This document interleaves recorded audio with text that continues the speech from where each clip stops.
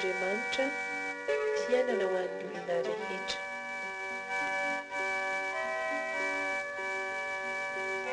Atolotry ny fikambanana hira sy filazantsara.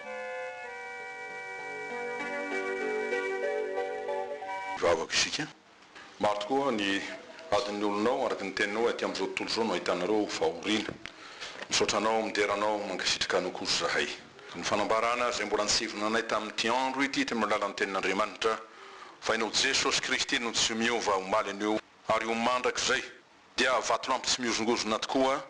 izay tena mendrika ny anorenanay ny finoanay ny fanantenanay ary ny toky azona famonjena. Maniry indrindra tokoa zahay na firy ny teny izay zarainay eto amin'ity toerana masina ity dia tsy verina aminao foana raha tsy mahatanteraka izay tena fikendrenao dia ny anokafanao tokoa ny lanitra ho an'ny olonao ary anokafanao koa ny fonay sy ampahiratinao masobanahnay ahita alala ary afaka andrena ny fahatokina be ny tenin'Andriamanitra velona sy mahery. Mitenena ry tompo araky ny fombanao fa miaino ny mpanomponao ho voninahits'Andriamanitra irery ihany amin'ny anaran'i Jesosy Tompo. Amen. Amintsika rehetra ny fiadanana sy ny fahasoavana avy amin'Andriamanitra raitsika sy Jesosy Kristy Tompontsika. Loraisitsika ny tenin'Andriamanitra ao amin'ny boky Salamo 5:20. Raisitsika amin'izany ny andenin'ny 2:20 ka hatramin'ny 8:20. Vako toy izao manao hoe amin'ny anaran'i Jesosy Tompo, iza no lehilahy matahotra an'i Jehovah. Izy no ampianariny izay lalana tokony ho fidiny. Ny fanahiny hitoetra amin'ny soa ary ny taranany handova ny tany. Ny fisainan'i Jehovah asehony amin'izay matahotra azy ary ny fanekeny no ampahafantariny azy. Ny masoko mijery an'i Jehovah mandrakariva fa izy no nanafaka ny tongotro tamin'ny fandrika harato. Todio aho ka amin'rao fo fa irery aho ka mahantra. Ny fahorian'ny foko efa mialy be afao amin'ny fahatereko aho. Jereo ny fahoriko sy ny mavesatra amiko ka mamela ny fahontako rehetra. Amen. Salamo ataon'ny Davida izany. Zava-dehibe tandrifindrindra ny andro iainantsika ankehitriny lohateny masina izay nivelabelarina teto ampitanany afatr'Andriamanitra dia ny fitiavany antsika ka iahiny antsika tsy Andriamanitra lavitra tsy mahalala na manakipy maso manitsy tadiny amin'ny fahorian'ny olona izy fa raha nisevina tamintsika fa izy tokoa nahary antsika ho tahaka azy dia hanana ny voninahiny amin'ny fahafenony sy ny fahatanterahany dia zavatra tsy zakan'Andriamanitra zany hoe ny tsara indrindra dia ny olombelona izay nahary nitovy endrika aminy lasa ny osona anatin'ny fahasimbana sy ny fahalovana noho ny fahotana. Ny andro ankehitriny andro mpahasairanana, andro nady, andro sarotra, andro mahavery hevitra. Tanteraka tokoa araka izany ny fanambarany fahazantsara ao amin'niko manao hoe hisy famantarana izy eo amin'ny masoandro sy ny volana ary ny kintana ary ety ambony tany dia hisy fahorian'ny firenena amin'ny fahaverezan-kevitra noho ny firondrony ranomasina sy ny fanonjany ka horeraka ifon'ny olona ary isofaty azy noho ny fahatahorany sy ny fiandrasany izay zavatra ho tonga ambonin'ny tany fa ny herin'ny lanitra dia ozongozonina. Amreka toko faraiky amin'ny 20:5 zany dia anterina any amin'ny pisitiro any Hebreo aminazy hoe ndray makakoy Jehovah tsy ny fanamban'ny tany ihany fa ny fanamban'ny lanitra koa no ozongozonina. Zany hoe izay ny hoe veritsika fa tsy mihetsika na tsy mihetsika hatr'izay dia ozongozon'ny herin'Andriamanitra izy mba izany toetra amin'ny afo masina ka izay miorona ao amin'Andriamanitra dia mitoetra indrindra izany. Tsy hay ozongozonina, tsy hay arodana, tsy hay ravana tahaka ny lehilahy endry izay nanorona ny tranony dia ambony vatolampy ny soratra masina ka na dia tonga azy ny ranon'olombe ny tafirotra ny reka zany rehetra zany tsy nahomisina azy satria tsara fototra izy. Arak'izany mitady toky ny tsirairay mila antoka izy dia amin'ny azon'ny famonjena dia antoka mari-pototra tsy hetsika zany ary menika ny tokisana tokoa ary dia asehony ten'Andriamanitra miariary fa tsy volo zany, tsy areny zany, tsy fananany zany, tsy hery zany, tsy fahefany zany, tsy olony zany hoe tokony tokisana ary tsy ninona ny mety ahavonjy an'izaniza na haro azy amin'ny loza sy ny ratsy rehetra fa izy ireriana Andriamanitra ireriana. Dia tonga ny mpanao salamy koa tamin'ny fotoan'andro tanaty ady sarotra izy todika tamin'Andriamanitra aonao izy manompo ny masoko amin'ny tendrombohitra avao izy avy aiza ny famonjenahy dia avy amin'ny Jehova mpanao ny lanitra sy ny tany. Zany hoe ampelatanana zao rehetra zao, ary ampelatanana indrindrandrindra ny famonjenahy ary omeny ho asy ianao mamaim-pona raha mino ho any. Salamo faraky amby roapolo amin'ny zato zany ny amin'ny voalohany. Dia mamety otontsika tokoa ny lohateny lehibe nandritry-terinandro ty dia mimpanjinitsika fa ninona mety ho ady atrentsika na manahoana be ny fahasahiranantsika ary na dia mety ho mafy indrindra azy zany fahorintsika sy ny zava-tsarotra izay miatra amintsika atrentsika hiaretatsika dia tsy miova ny fitiavan'Andriamanitra izay tsy mahavoantsika. Manao ny lohateny Andriamanitra mitsinjo ny olony. Andriamanitra mitsinjo ny olony izy dia manafaka atsika mamonjy atsika dia miahintsika ka tiany ny mitsinjo ny olony toetrandrany fomban'izany ary tsy miova amin'izany izy isaoro anazy indrindra zany. Ny fanontaniana manoloana zany dia ny hoe inona ny tokony ataoko ho fetiko mba handraisako ty tokom-pikahiana na tokom-piahiana Andriamanitra hoe mitsinjo atoko izy ary miaraka amin'izany inona ny tokony ataoko mba hiorenako tsara amin'izany fatokiana be zany. Ka ny ohatra ho taafina dia omeny Davida antsika eto izy amin'ny alalan'ny tenin'Andriamanitra eto aonao izy eto ny masoko mijery amin'ny Jehova mandrika hariva fa izy no nanafaka ny tongotro tamin'ny fandrikana rato maro ny fandrika ary mety ateraka fa raha tsy mety amin'ny tany tokoa no sy fakatoavan-dalàna zay no tenin'Andriamanitra dia indrisy nasa biby ho an'ny namany tahaka ny ambody ny samy piray monina. Raha lazaina amin'ny teny hafa dia ny hoe raha nandray tokoa hitoko io dia tsy mba nanenenako ny niankinako tamin'Andriamanitra, tsy mba nanenenako ary tsy hanenenako ny andrasako ny famonjeny fa hitako ny famonjeny ahy tamin'ny ady sarotra rehetra ny diaviko tamin'izay rehetra nanjo ahy ary dia izany tokoa mbola hifikirako aminy. Tahaka andreo mpianatra nanontaniany Jesosy fa izay raha nanambarany maizy azy izy dia voalazany eo amin'ny lazany tsara ny Jaona toko fahenina maro izy ireo nino azy nefa nandao an Jesosy. Eo na fanontaniany tompo tamin'ireo mpianatra ianareo koa va mba te hiala. Dia eo no i Simona Petera ankany amin'izy amin'izay tompo eo ianao manana ny teny fiainana mandrakizay sambatra ny olona zay afaka miteny amin'izany raha tena ao anatin'ny ady sarotra indrindra tsy misy azoko antorahan'Andriamanitra afa-tsy ianao kanefa ny antoraha kosa dia ny azo antoko indrindra satria matoky somary ilay izy. Ndeha ho jerentsika vetivety ny contexte ny seratra raha ny tantara zay fehiny votoatin-kevitra zany amin'izao tenin'Andriamanitra izao. Raha ny fintininy izy dia hoe teo ny fahavalo zay nanemitra ny Davida mba hamandrika azy dia teo koa nefa ny fiantoroahan'i Davida tamin'Andriamanitra ka nanafahan'Andriamanitra azy tamin'ny adiny rehetra sy ny fandrika rehetra zay nivelarina taminy. Olony niady Davida olony tsy aretana nefa olony amin'ny tombo koa dia olony fandresiny izy ary teo indrindrandrindra miaraka amin'izany ny famalian'Andriamanitra ny fahavalony. Nanam-pahavalana no ny finoana dia tsy hainao loatra tena tompo ny ady na ireo koa ary fa na ny tompo ny ady araky ny teniny hoe adiko zany izy. Arak'izay ny fahavalo maro nanemitra ny Davina mba hamandrika azy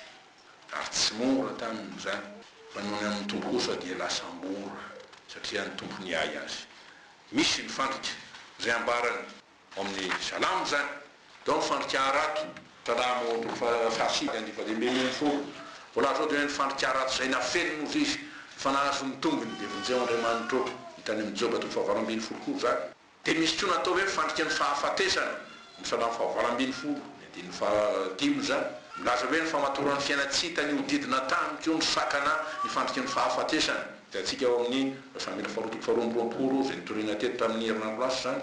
Dia raisiny amin'ny bola toko fahatelo ambin'ny folo zany andiny fefatra ambin'ny folo hoe ny fampianaran'ny endro dia loharanonay ka mampivilitsoan'ny fandriky ny fahafatesana ho izy ka fanifitra lehibe tiany hoe hianaro ny fahindrena mba ho velona ianao zany hoe mba tsy ho voafandrika mba tsy ho voafitaka. Ary dia voalazany tanafaraky amin'ny sivy fa Jehova anafaka anao izy amin'ny fandriky ny mpiazo sy ny arety mandoza. Ny amin'ny fandriky dia mbola ambarana soratra masina any amin'ny toerakafa taka nomin'ny bolana toko faharoambin'ny folo milaza hoe misy ny atao hoe fandriky ny ratsy fanahy koa. Dia hoy izy ny mpanota maniry ny haza ny ratsy fanahy na ny fandriky ny ratsy fanahy fa ny fakany marina mitrebo ny faharoambin'ny folo ka nilazainy amin'izany dia hoe fa ny marina ataon'Andriamanitra mioropaky izy hoy izy. Ny ratsy fanahy foana ny sahirana ary mielina izy fa zay miorona kosa ao an'Andriamanitra dia mitoetra izy. Milaza raha teo ny tenin'Andriamanitra ny fandriky ny devoly dia manantso Paoly hoe tandremo raha misy tianao ny asa masina raha ny mpitandriny zany izy mpitandrina ny fiangonan'Andriamanitra ny ondron'Andriamanitra tsy maintsy ho tsara laza eo amin'izay iverana izy fandrao lavo amin'ny fananatsiny sy ny fandriky ny devoly. Inony zany dia izy atoko teny rehare hoe satria efa tahaka an'izao ary iza zany ny tompony asa dia mandidy manapaka sarako zany. Timoty voalohany toko fahatelo andininy fahafito. Dia ahoana koa ny amin'ireo olona zay tsy mino ny tokony hitoriko tenin'Andriamanitra mba hiverina ny saina hiratra ny masiny dia hoy Paoly tamin'ny Timoty mananatra ny mpanohitra ny famoram-panahy zay nanaovana azy izy fa angamba na be enganie Andriamanitra ny miazo fibebahana lalàna tsara ny marina ka hody ny sainy ho afaka mifandriky ny devoly zay namitaka azy zany nanao asambobelona anao misitrapoly tahaka ny nazony andry efa voalohany indrindra. Tiany Paoly an'i Timoty dia Timoty faharoa toko faharoa andininy fa enina amby roapolo. Dia io lazainy tenin'Andriamanitra koa ny beterany hoe ny fanangolen'ny devoly fantariny dikan'izany. Zava-dehibe teo amin'ny nanarahany Davida ny tompo ny amin'ny hoe miambena mandrakariva. Leo anao ny tenin' Jesosy ao miambena mandrakariva ka amin'ny vava dia hoe indray tahaka ny menaranonareo izy. Ary mora tahaka ny voromenana satria misy ary maro mifandrika na ny hitany maso ny tsy hitany maso dia saotra an'Andriamanitra eo tokoa izy mananatra ary mitaona antsika hoe nitoraka aminy ka miaraka amin'izany hoe fiambenana zany ny toetra koa zay hita teo amin'ny fitarian'ny tompo ho an'i Davida sy ny mpanompony rehetra dia ny hoe ny aiza miantoraka ary miantoraka mandrakariva amin'Andriamanitra sy miankina aminy fa tamin'izany nanafan'Andriamanitra any Davida. Dia ao anaty koa hoe ny mpanao salama aminao Jehovah ho manandratako ny fanahiky. Ianao ny tokiko aoka tsy homenatra ho izy aoka tsy falian'ny fahavalo koa eny tsy homenatra zay rehetra miandry anao fa izay mivadika foana no homenatra izy. Ny andininy telo voalohany salamo dimy amby roapolo dia any amin'ny salamo fa dimy amby telopolo fa tsy ahoana-tsy ahoana nanaovan'ny fandritotofana azony ihany fahavalo hoy Davida tsy ahoana-tsy ahoana nandavahany amandrian'ny aiko aoka ho ny fandrikana no ho tonga tampoka aminy aoka azo azo ny fandrikaratona fenina ka ho latsaka ho amin'izany fandrikana zany indrindry fitalona mafy zany fa ny fanahiky kosa Andriamanitra ao dia hifaly aminao aho sy ho ravoravo amin'ny famonjenao. Taolako rehetra anao hoe Jehovah o izy anotahaka anao zay manafaka ny ory amin'izay tsy tohany amin'izay tsy zakany zany eny ny ory sy ny malahelo amin'izay mambabo azy. Miaraka amin'izany dia misy ny famalian'Andriamanitra araka ny teniny hoe ay ny famalina zany mamalo Jehovah dia mamaly ny fahavalony izy ka ny fandrika zay ataony ihany ny ataon'ny fahavalony io no amampony azy araka ny teny manao hoe Andriamanitra mahafoana ny hevitry ny fetsy ka tsy ahefan'ny tana ninonina so ny tenany. Tena mazaratsika moa dia ny hoe fa ny fahafetsen'ny endry ihany no entiny misambotra azy izy ary amin'izay endry no isehon'Andriamanitra fa lahatsaina izy zany hoe mahita lavitra koa ary maranitra lavitra koa ary ny saina ataon'ny mpiolakolaka dia rava satria Andriamanitra no mandrava azy ny tetika rehetra atao aminao ny fiadiana rehetra entina mamely anao araka ny tenany Isaia toko fa efatra amby dimy ambony andiny fafito ambin'ny folo dia rava avokoa izany rehefa zany na dia amin'ny antoandro azy ozy izy dia tafatsarapaka maisiny reny fahavalo reny ka miraparapa amin'ny tatao vonona tahaka ny amin'ny alina zany hoe jamba tsy mety amin'inona araka izany ny gentlisy efa latsaka tamin'ny lavaka zay ny hoadiny ny fandrikarato zay nafeny ny efa nahazo ny tongony fa Jehovah efa nanao zay mampiseho ny tenany ho tsara. Ninona nataon'ny olona tsy maintsy miseho anatrehan'Andriamanitra amin'ny miankariady zany ary izy no mitsara hoe mety nataonao tsy mety nataonao mba aretana nataonao na ravan'Andriamanitra nataonao. Dia zay le hoe za natoetra amin'ny hafa ny Korintana voalohany fahatelo ambin'ny folo zany ka namandrika ny ratsy fanahy tamin'ny asany tanany ihany izy izy. Salamo fa sivy eo amin'ny andiny fa dimy ambin'ny folo sy ambin'ny folo zany. Azo lazaina araka izany ry havako fa miorona ary miorona tsara ny fahalalan'i Davida n'Andriamanitra tompo sady mpamonjy azy sy ny fomba nifandraisany tamin'Andriamanitra izay tsy vahiny taminy fa tena tompony ary sakaizany koa raha lazay. Ahoana ny amin'ny fahalalan'i Davida n'Andriamanitra. Atsika fintinina amin'ny FDB telo zany dia ny hoe voalohany mahatoky sy maro n'Andriamanitra tsy mivadika na miova izy ka mendrika ny tokisana hanafaka amin'ny ady sy ny fahoriana sy ny rovo rehetra. Matotoriana amin'ny siaminao isan'andro hoe minoa matokia ankenao amin'Andriamanitra ny adinao ny lalanao fitrasanao satria mahatoky izy fa tsy hamitaka satria zavatra tsy hain'Andriamanitra atao dia ny mandrainga toky lehibe zany. Satria mahatoky izy dia tiandry zao tsy ianao ho zanany hahatoky azy amin'ny fahatokiana izay ananany mba ho velona amin'ny fonoa tokoa araka ny tenin'Andriamanitra isika. Ny FDB faharoa amin'Andriamanitra dia tia sy be famoram-po izy, tena mamindra fo ary tena arenanana ty famoram-po ty. Dia mampahatoky atsika izy hanatona azy matonotaona asianao izy dia sanatria nosy-botany na tsy manao an'izany izy fa tiantsika hanatona azy ary miaraka amin'izay rehefa anatin'ny famoram-pony dia hianatra zany hoe fatokina ny famoram-pon'Andriamanitra mba amrako fo koa amin'ny namakoranisy na diso azy zavatra lehibe koa zany. Ny fahatelo tsy asika n'Andriamanitra dia marina sady masina indrindra izy ary rehefa zany dia mitaky fahamarinana sy fahamasinana ary rehefa tsy hananantsika io tena hoe fagnatretena avy amintsika. Ao no mianatry ny tenin'Andriamanitra zay mame zany le olombelonao izy efa naseho anao zay tsara sy izay ilainy Jehova aminao. Dia izao ihany ny anao ny marina sy no ty famoram-po ary ny anaraka an'Andriamanitra amin'ny fahanetretena. Mika toko fahaenina ny fahavalo. Raha manindry tahak'izay tsika dia atao fitadidy zay fa hitanao ny fiarana amin'ny fiainanao ary tena fototra sy lalana zay tokony diavina tokoa zany mba tsy hivily lalina ianao ny amin'ny fanarahana an'Andriamanitra sy ny fifandraisanao aminy. Da ny feny zany dia izao hoe tandremo tsy azo ataony matoky tena ho marina ho masina ho mpivavaka fa Andriamanitra no avelo hiahy amintsika fa izy no fahamarinantsika araka ny Jeremia 17:21 zany. Dia tsy hanao tahaka ny nataony faritra eo tokoa zay tonga niakatra tao hiantsany tempoly hivavaka aonao izy tsy lavitra teo moa le mpamorehetra anankiray ianao bavy ty faritra eo hoe Andriamanitra ao misaotranao fa tsy mba tahaka ny olona sasany misy mpanao ankeriny tsy marina mpijangajanga na tahaka hoe mpamory etraky io azy mivady indroa isan-kerinandro a mandro ny fahafolo-karena am'izay azo rehetra imony any amin'ny Malaky toko fahatelo andiny fahafolo. Ka ity dia eo amin'ny lika toko fahavalo-ambin'ny folo fantatrika tsara io andiny faraky amin'ny folo ka hatramin'ny valo-ambin'ny folo. Tandremo tsy hanamary tena raha misy moa tsy fanamarina tena avy hatrany dia manamely koa ny namana andikan'izay. Tandremo koa tsy hanao araky ny volazany amin'ny Isaia hoe miata fa aza manaraka vizamy masina fa tsy hanao sarotra be zany satria avonavona ny dikan'izany zay atako fadimy ambin'ny andininy fadimy tapany voalohany. Zao ny marina rehefa kely na tsy ampy ny fahalalàn'Andriamanitra dia malalaka tokoa ny fiheveran'ny olona ny tenany ho zavatra. Ary inona tonga nijanona mpanao bateau sy ilazany hoe zaho izy tsy maintsy mieno ary izy tsy maintsy mitombo fa tsy avy tany dia samy misandratra ao ny fisandratako fisandratanao dia ao amin'i Jesosy irery any amin'ny alalan'ny fanatretenako ka ijorony ao amiko dia izy manaratra fa tsy zako no nanandra-tena hitovy amin'ny liralira sanatry. Dia miasa tokoa amin'izany ny tenin'Andriamanitra raha misy olona manao ny tenany ho zavatra ho izy kanto tsinitsinina dia mamitaka ny tenan'izy ka raha tany tofaina andin'ny fahatelo dia olona mahatra indrindra manao izany fa izay mahalala n'Andriamanitra marina kosa dia miombon-kevitra amin'ny teny mpaminany hoe izay te hirehare daoka Jehova mirehare zay mirehare aoka Jehova mirehare Jeremia 17:17 zany. Ny olona manao toy izany no afaka mifandray amin'Andriamanitra sy mifanerasera aminy. Andriamanitra na dia masina any amin'ny tampony indrindra azy any miafy manerinerina misy azy kanefa iza koa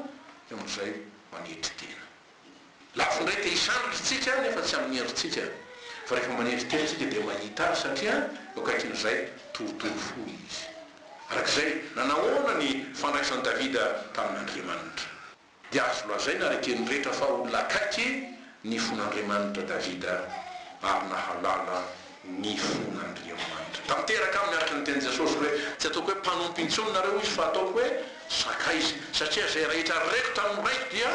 ambarako nareo avokoa tsy nisy nafeniko zany hoe tsy ambara telin'Andriamanitra dia ny fikasany fony indrindra sambatra ianao raha tonga amin'izany torotsony zany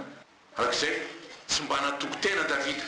fa nahalala ngany hoe manitry tena ary fantany fa zay manitry tena sy mangora-po zay ny tian'Andriamanitra zay no aton'Andriamanitra ary afaka manakaiky an'Andriamanitra eo anaty koa izy mora mivavaka fa tsy fanatitra ny sitrakao izy raha izany dia nomeko ihany ny fanatitra dorana tsy mahafaly ianao ny fanatitra ao an'Andriamanitra dia fanatorotoro fa ny fotorotoro sy mangorakoraka Andriamanitra eo tsy mba ataonao tsinotsinona salamo fa raika am'dimapolo andiny fena ambiny folo fito ambiny folo rehefa nahazo antoko zany Davida dia tsy mba nisalasala nitondra ny adiny sy ny vesatry ny fony tamin'ny tompo dia nifitarainany zany rena manonany ready sapona azo azy dia nivalian'Andriamanitra tokoa araka zany izy fa ominy raha fitarainan'i Davida rahatrapanenjena mafy izy Jehova o ianao no mialofako aoka tsy homenatra akory mandrakizay aho vonjeo amin'ny fahamarinanao aho hatomolany amiko ny sofinao fangana hamonjy aho ako vatolampiko fiarovana mafy ianao sy batere fiarovana amonjena ahy eo an-tananao no atolotro ny fanaiko eo tarananao napetrako ny fiainako fa efa nanavitra ahy ianao Jehova o Andriamanitry ny fahamarinana miaraka amin'izany dia zava-dehibe teo amin'ny fianam-panan'ny mpanompo ny tompo eto ny hoe manana firaisana amin'ny tompo ary firaisana tsy tapaka zany ary miaraka amin'izany hoe miona amin'Andriamanitra ary miona amin'ny matrano mandrakariva rehefa zany dia verim-piderana ho an'Andriamanitra miaraka ny tombavaka zay natao seritrety hoe asandrato aminay ny fahazavan'ny tavanao Andriamanitra ao salamo fa efatra andiny fahenina mpasampatra zay fidinao ka mpanatonao hitoetra eo an-kianjanao dia nampino hoe teo voky ny zavatsoa ao amin'ny tranonao zay dia ny zava-masina ao amin'ny tempolinao hovoky ny zavatsoa ao amin'ny tranonao dia ny zava-masina ao amin'ny tempolinao dia rehefa zany feno famizan'Andriamanitra dia verim-piderana ny mpanompony manao hoe tompo sokafy ny molotro dia anambara ny fiderananao ny vavako rehefa miterana ianao misinda zavatra rehetra ary misinda zavatra rehetra satria ny tompo rehefaonao karaha veziny dia olona akaiky an'Andriamanitra tokoa Davida ary Andriamanitra tsy nahafoly azy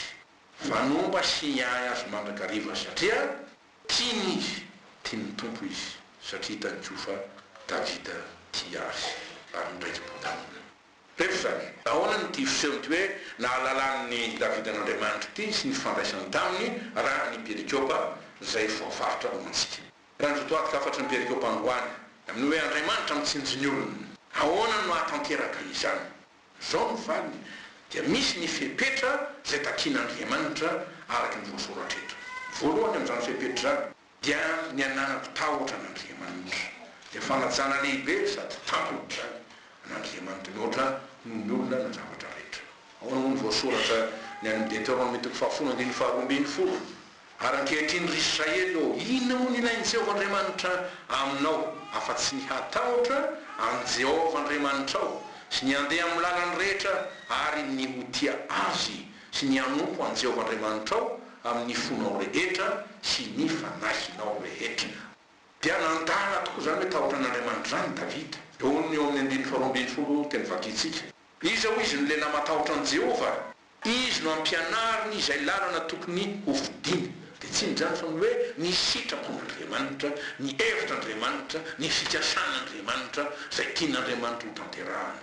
fa ny sainan'i Jehova dia asehony amin'izay matahotra azy ary ny fanekeny no ampahafantariny azy ao fantatsika fa reny zany hoe mpaminany tsy mora ny tena mpaminany marina ankehitriny moa izy ty dia ohatra ny lasana sasany hoe lamody zany hoe maminanjy olona tena nao masininy reny nantary tamin'ny memy reny olona mifanatry tava amin'Andriamanitra reny ka Andriamanitra tsy lazalaza ny heviny hoe zao ny hevitry ny zao nataoko amin'izay olona zay tsy azy ary tsy afaka mety voninahitra azy nizanizy zany mazava ny tenin'Andriamanitra zay tsy manam-pahamasina no izy dia tsy ahita ny tompo ary satria izy zava-masina ny tenin'Andriamanitra sy ny hevitr'Andriamanitra dia omena zay manam-pahamasina izy dia zay manaja ary manome voninahitra tokoa ny tompony rehefa zany dia valosoa lehibe omen'Andriamanitra zay mandala ny sitrapony dia ahoana hoy ny andininy fahateloambin'ny folo vakina teo ny fanahino izy toetra amin'ny soa ary taranany andova ny tany tombo fanajana ny tompo any isika sy nitandremana ny teniny ary zay rehetra momba azy dia izay masina izany ny fepetra faharoa andraisantsika tokony amin'ity hoe Andriamanitra mitsinjo ny olony ity dia ny tsy fanomarina tenantsika fa ny fiakentsika ny fahotana na tsy fahamarinantsika na ny fantatry zany na tsy fantatsika zany ka anao hoe ka ny Davida amin'ny andiny fahavalo folo mamela ny fahotako rehetra ho izy hoe ianao hoe ka ho lefa kaiken'Andriamanitra izy hoe dia mbola hoe mangataka famelana arakaraky ny anatonana ao an'Andriamanitra no atsapanao fa tena mpanota heringeriny ianao zay ny marina ny amin'izy io fa tsy reharefa hoe manaranao Andriamanitra ka eo aminao dia mandeha ho azy ny a fakapanahy ataony devoly mampanoton'Andriamanitra n'izy any izy zany tokony hitandraimantsika tsara mihitsy ary inona tonga ny Paoly ilaza amin'ny Korintiana hoe ianareo zay manao ny tenanareo efa mijoro mitandrema fandrao lafo izy satria saribonahitra no omeny tompo asy ianao saribonahiny ny fiainana manak'izay nomeny aho tsy mahagaga raha manapahavalo asy ianao tady amin'ny raviraka andrombaka ny anjara zay famenantsika dia ao no mpanao salamo raha ny fahatsotsana dia izy areny mahalala zany izy fa inona atao hoe fahatsotsana taontsika fahalemena io fa raha ny tena marina dia ny fahatsotsona fa fahatsotsona no ny fahalemena raha ny fahatsotsana dia izy areny mahalala zany izy atao tsy manatsiny ao ny amin'izay ota tsy fantatra arovo ny mpanomponao tsy ho azy ny ota saisa aoka tsy hanapaka izy zany dia ho marina tokoa aho ka tsy hanatsiny na amin'izay fahatsotsona lehibe salamo fa 5:10 9:10 sy 3:10 olo fitahin'Andriamanitra Davida olo ny fahasoavan'Andriamanitra Davida olo nasangatr'Andriamanitra tamin'ny voninahiny heriny Davida ary nanana ny lazany tokoa sy ny fanapahany nefa olo ny fibebahana Davida olo ny fanetretena Davida fantantany zany fa Andriamanitra dia miantra sady be famindrampo kanefa masina indrindra sady marina koa izy tsy afaka hankasitraka ny ota sy ny mpanota zay tsy mibebaka dia tsaron'ny Davida tokoa fa vovoka ihany izy dia nombavy izy hoe indro tamin'ny herika ho izy no niterahana ahy ary tamin'ny fahotana no nitorotorona ahy ny reniko misana fa raika amin'ny dimapolo ka mame ro hoe manana tahotra an'Andriamanitra tsy manamary tena fa miaiky ny bebaka dia ny fatokina n'Andriamanitra ka hiandrandrana ny famonjeny dia tonga eo tandrefetiko andiny fa 5:10 zay fitovatsika eto hoe ny masoko izy mijery an' Jehovah mandrakariva fa izy no nanafaka ny tongotro tamin'ny fandrika arato dia nikiziny hoe dia todio aho Andriamanitra ka amrao fo fa irery aho ka mahantra tsy misy olo afaka amonjy ahy eto na nanafaka ahy fa orin'ny foky efa mialehibe afa ho amin'ny fahatereko aho jereo ny fahoriko sy ny mavitritra amiko ka dia hoe vonjeo aho tia aonao izy ka mamela ny fahotako rehetra inona ny dikan'izany hamonjy atokoa ianao kanefa miaiky ary mibebaka mba tsy sakana ny amin'ny famonjenao ahy mazava izy zany ka ny fampianarana zay tsy ho atsika avao dia zao tiatsika tokoa Andriamanitra hiainy ny mivavaka zay ataontsika ary hamady ny mivavaka sy ny ataka zay ataontsika zao tsy misy vavaka hivaly raha toa ka tsy mbola rava ny hevitra zay mampisaraka atsika amin'Andriamanitra fa Andriamanitra dia tsy miaino ny vavaka ny mpanota manao ny Jaona 3:1-3 sanatria tsy manamaso ny tompoko atsy ahita na fony tanany ka tsy avonjy fa ngeloko areo ny hevitra mampisaraka raha vao raha velao ho ravan'i Jesosy amin'ny heriny famelany keloko areo ny hevitra mampisaraka aminy arak'izay tsy maintsy toriana miaraka ny fibebahana sy ny finoana tsarovo zany riavako zany matobo masina ny tobo masina fanatonana an'Andriamanitra fiverenana amin'Andriamanitra zany natao hoe fibebahana atona fihavanana ary finoana dia ny fahatokina azy fa afaka mela heliko izy vonina mela heliko izy ary ny amonjy zao mantsy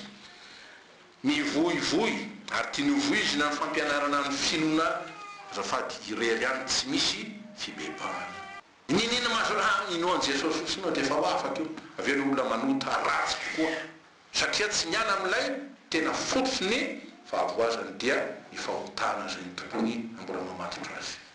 matotorina eto amin'ity toerana ity, mibebay ianareo araka ny toroteny voalohany tenenin' Jesosy, mibebay ianareo fa efa akaiky ny fanjakan'Andriamanitra efa tonga eo aminao Jesosy, miverena amin'Andriamanitra, mitodia amin'Andriamanitra, antsoy Andriamanitra. Dia hoana marina araka ity teny hoe mijery an'izao ary mijery azy mandrakariva, mety ho hita tokoa ve Andriamanitra. Fandrosaingana dia zao tsy misy nahitan'Andriamanitra ka hovelona ny ten'Andriamanitra zany fantatritsika ny testamenta taloha. Fa ny fanambarany ten'Andriamanitra dia amin'ny Jaona toko voalohany, tsy nisy nahitan'Andriamanitra naovinanaoviana izy, fa tsy mijanona kosa izy, foanao izy ny zanan'ilay tokana izay otrantran'ny ray, izy no nanambara azy, dia teny tonga nofo, dia nonona tamitsika, dia hita ny voninahiny, dia noraisina ny fahasoavany izay tsy manam-pahatamperana. Jesosy no naneo sy nampahafantatra an'Andriamanitra zay ny hoe mahita an'Andriamanitra. Ka ny mahita an'Andriamanitra na ny mahalala an'Andriamanitra araka izany dia ny mandray azy hanao lalany tenin'Andriamanitra, ary zay rehetra mitady azy sy mitsatsaka ny sitrapony ary mitandrina ny teniny dia isehony. Aonao Jesosy zay manana ny didika ka mitandrina izany, dia izy no ti ahy, ary zay ti ahy no tiany raiko izy, ary zaho ti azy ka iseho amin'ny Jaona efatra amin'ny folo ny faraiky amby roapolo zany hoe hahalala izy, hahafantatra izy. Dia tahaka ny Tomasy ny darapoko atao tomboky Jesosy hoe tompoko sy Andriamanitra tokoa ianao. Fa misy indrisy ny tsy mahita, izy ny tsy mahita dia zay tsy mino na tsy mety mino izy. Dia ataonao fahatalana aminy zany hoe misy Andriamanitra, vonamonjy ianao, afaka monjy ianao tanteraka Andriamanitra, satria jamba ny maso, najambay ny masony, fa manana maso izy ny ten'Andriamanitra fa tsy mahita. Toy ny hoe olona efa maty eritreritra ve zany, sa maty fanahy zany, na farafahakeliny olona matolomany fanahy zany, ary niny mihitsy mampatoro ny tenany. Nefa raha miandro ankehitriny zay manao tsinitsina an'Andriamanitra dia matory ambony loza, rehefa akaiky antombotra ny faran-javatra rehetra. Io ny ten'Andriamanitra hoe mijery ahy izy, zany hoe todia aty amiko dia ho voavonjy ianareo vaza tany rehetra,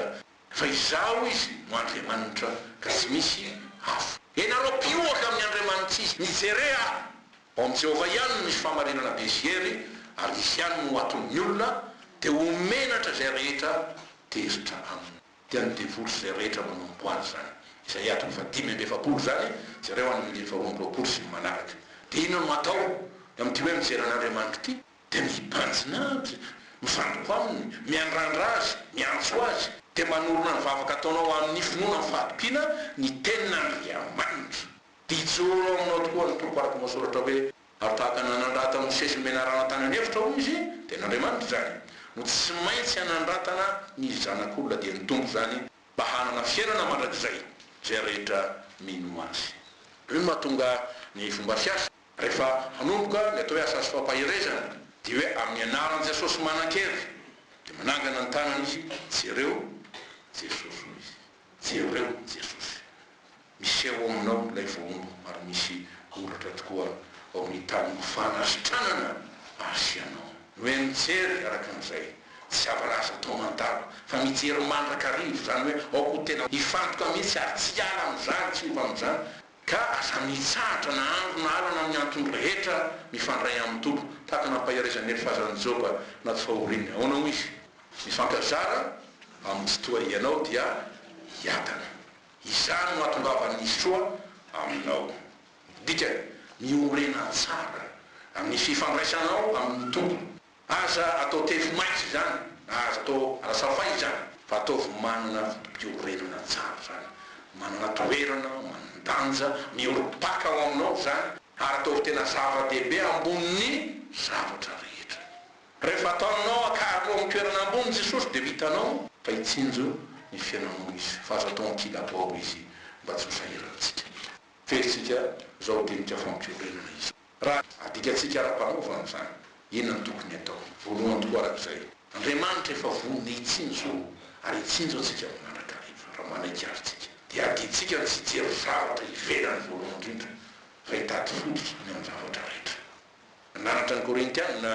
Paoly satria be reny izy zao, jery zavatra araky ny seony ihany vanareo izy, dia namiohatra ny tena ny vavolombelona izy, ny amin'ny fahoriana mety hidony. Dia anao izy mifahoriana maivy anao izy zay vetivety foana, dia mainka miasa fantatra indrindra ka matateraka voninahitra mavesatra maharitra mandrakizay ho anay raha tsy mijery dita izahay. fa ny hita dia vetivety foana fa ny tsy hita no aharitra mandrakizay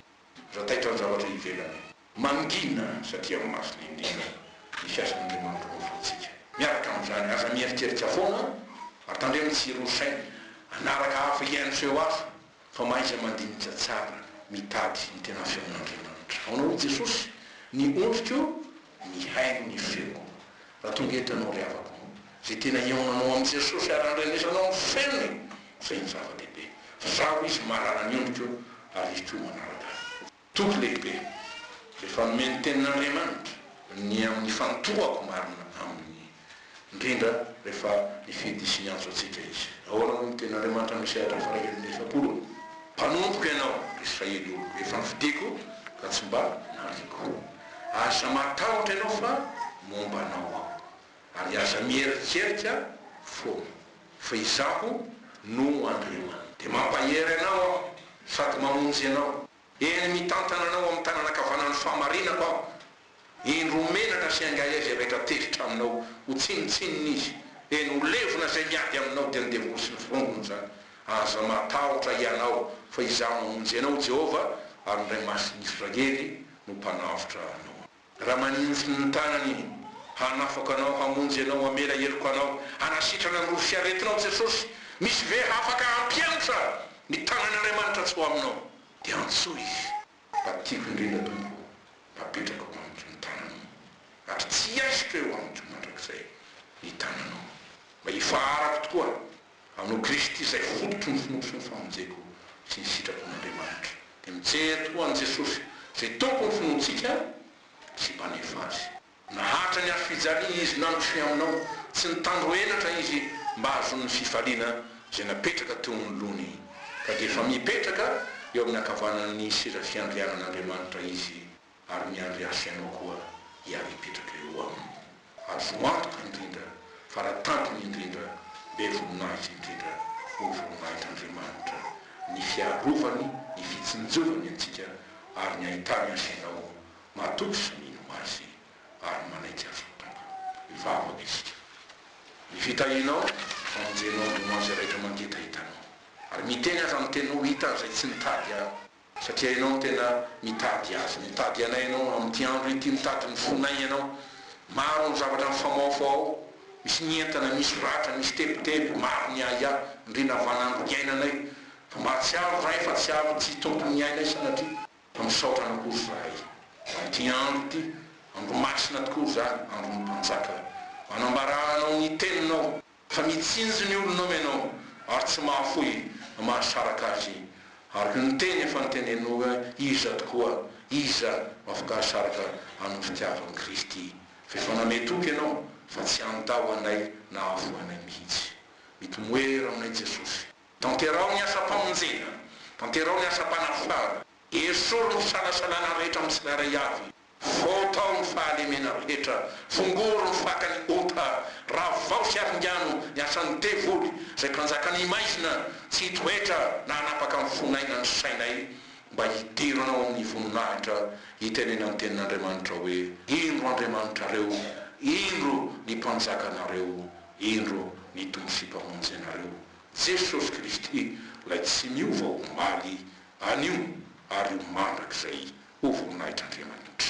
amen.